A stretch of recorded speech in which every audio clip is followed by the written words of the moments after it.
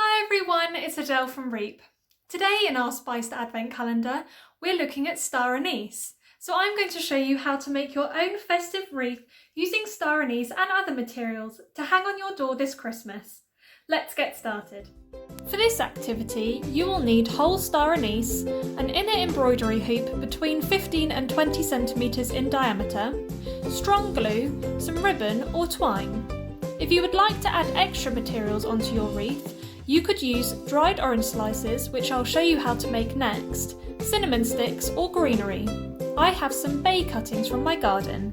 To make dried orange slices, simply cut your orange into slices about half a centimetre thick and lay them out on a cooling rack.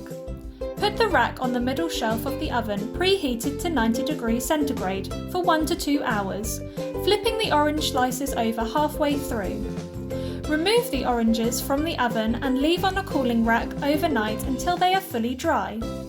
Don't worry if a few are slightly burnt, like my ones.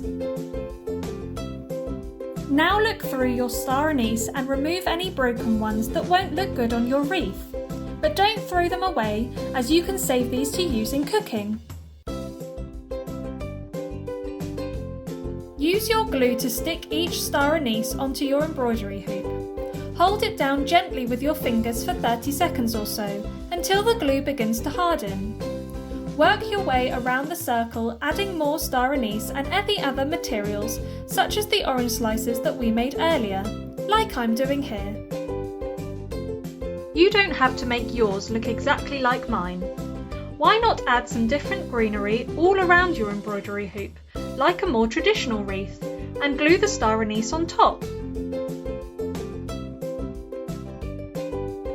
Once you're happy with your wreath, tie some ribbon or twine to one end and hang it on your front door for everyone to see and enjoy the fragrant spices.